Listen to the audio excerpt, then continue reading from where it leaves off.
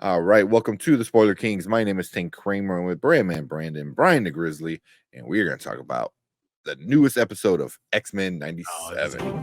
I agree with Brandman though from last time. Why are they asking, do you want to skip? No, I don't want to skip. It's just like, No, what kind of craziness is that? Yeah, like don't even ask. What are you doing? But yeah, we'll start off. Start off right off the bat. What you guys think about it? How did you like this episode? Brandman, start off with you. I thought it was fun. I was telling Brian, I just like it was especially nostalgic for me. Mm. Especially with the throwback video game vibe, a lot of the callbacks to a multitude of the video games that we grew up with, which was a lot of fun to watch. I think Mojo's a pretty entertaining villain. I liked that. I it really made me appreciate, like I've said in the past, the ensemble element of this show, because this one, or at least the first half, was totally focused on Jubilee. The second half was focused on Storm. They're focusing on individual characters and their plights and what they're going through. Everyone's having an arc, which is great. I really liked, that they did like a lot of 16-bit video game stuff with like a lot of the landscapes and settings. The first half of it, second half of it was a little more nuanced and like a little more grown up than the first half, which I also liked. I'd say that's what I had appreciated with this episode in particular. Okay. Yeah. Okay. So for me, Motendo was a throwback. Really, got me, feeling. I love the Nintendo look of things. How everything was, kind of in the 16 pixel, like 16-bit or 32-bit. Like that was really cool. I enjoyed the whole idea with Jubilee and Sunspot and going through that, and then him still not using his powers, but Jubilee doing what she needs to do. The cat mouse game was cool.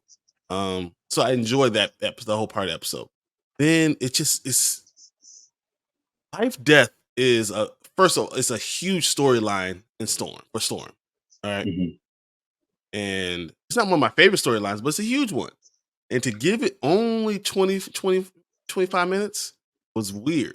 And then it was weird, of course, with the whole Ford saying, I love you. And Storm ain't gonna say that back to you. And you've only known me for like 15 minutes, bro. So like, it's just, it didn't make any sense. But I think it deserved a little bit more time to kind of dive into the story. So I think my complaint is that this should have been 2 different episodes. That's my major complaint. And plus I don't like seeing a depowered Storm. That's not the first thing I need to see from Storm.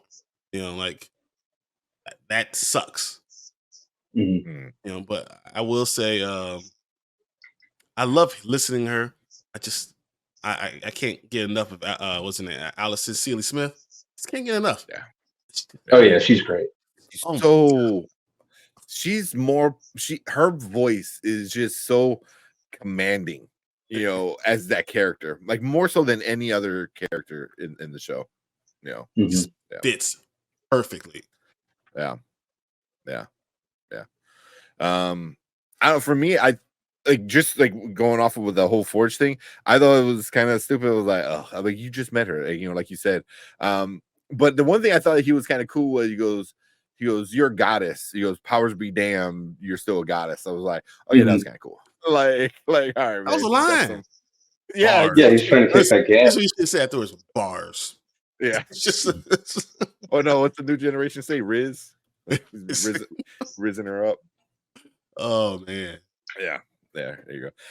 But no, that was but it was kind of like cool because like he's trying to hype her up a little bit still and showing like you're more than just your powers. Like I get what they're doing. I'm not a fan of it. Power is not the answer. But also it's just like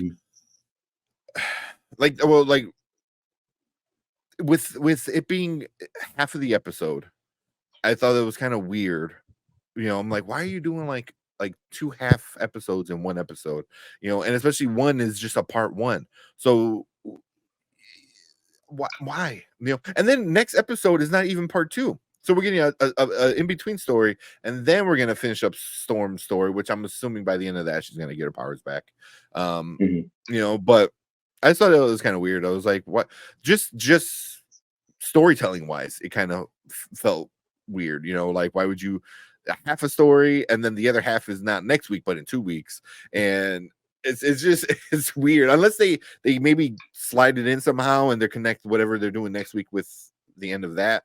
Maybe I don't know, But it's but like it's put another week of us not having Storm yeah, as Storm. yeah, Yeah. I do like the called her Aurora. Understanding her. yeah. I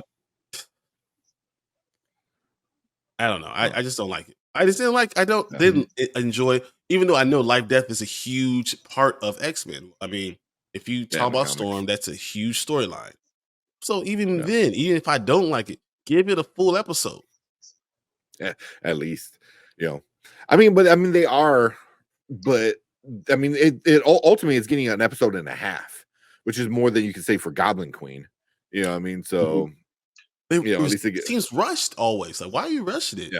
Yeah, chill. Yeah. So, I mean, I didn't hate it, but it was just like, it was just a little weird, and then it kind of the way the episode ended with the life death part was, so what's real and what's not real. Exactly. I mean, that was kind of my thing, because I believe who's the bad guy that used to like haunt her when she was a kid? He was in the movie Legion. He was like the mutant. I can't think of the bad guy's name. I mean, this one, the adversary, but I don't know her. Shadow King. Shadow King. Oh, Shadow King. Yeah. Shadow King. Yeah, that's who I'm assuming it is. Just because of the history of her and that character, but and he might have been like waiting for like all this time for her to finally like oh, it's a good time for me to sneak in. So I don't know. So it's gonna be, I think it's gonna end better, but we just gotta wait 2 weeks for it, so it kind of sucks. But at least we get that before the big 3-part finale. So at least in the finale she can still be a badass. But yeah, with the Motendo, I thought it was awesome. I loved it. I love that part of the episode because it was just like it. They literally had clips of the game.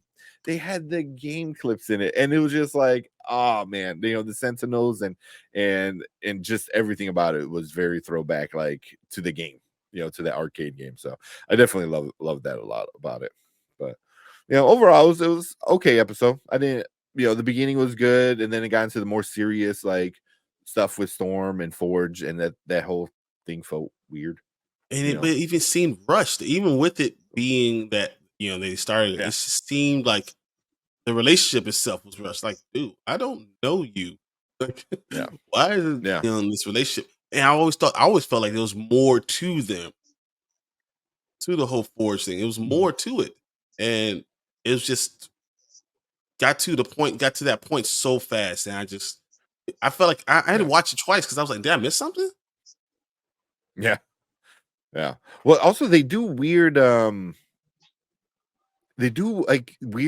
time skips. You have no idea. And time jumps, and you have no idea how long each time skip is.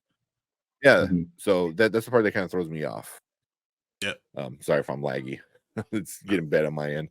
But yeah, that's kind of like my stuff with it. Yeah, it's weird. I agree though. It just, I don't know. So how you here 2 weeks? Were you here for 4 days? Like what is going on? If it's the same time that Rogan's been in this game, it's been about 4 hours. So like I don't know like what is really going on. Hey, tell me I love you. Bro, if you know anything about her, she ain't gonna say I love you back. Yeah. Especially after hearing the news of like, hey, it's my fault. I mean, not directly, but kind of a little bit, my fault of it. So, you know, it like you said, it was very rushed. It was very, very rushed because I think they were trying to get to the end with whatever the owl is, and that's attacking her. Like that's where they wanted to get. So the Yeah, next episode of it is like that's the whole thing. It's like mind games, and she has to learn to unblock it herself, kind of thing. I think that's what's going to happen, right? Like she can unblock it because she's an Omega level. So So you are this. You're already. There's no one can take your yeah. power away from you. It's just a mind block, brain block. So Yeah. it's just once you get past that, you're going to be able to do whatever you want. So yeah, that's what I think. Oh, you just said the line they're gonna say. He goes, "No one can take the power away from you." Yeah. It's very Yeah. it's very X-Men-y though. It's like that's something like that what they say in the comics and the show, like that's like legit. Like so who Forge is gonna say that to her for sure. But whatever. I'm still. What about the actual looks of the show? I'm still digging like it just looks good. Nintendo looked great because once again that 1632-bit type of thing was awesome, and it kind of got enhanced depending on the scene you were seeing. So I thought that was just kind of cool to see. That's our thoughts on this last episode, where we think it might go. Some predictions and stuff like that. But yeah, leave a comment down below. Let us know what you guys thought about it. Appreciate everyone coming in, checking us out on the replay. Hit that like button, hit that subscribe button. And if you're watching live, stick around because we are gonna move on to our next topic.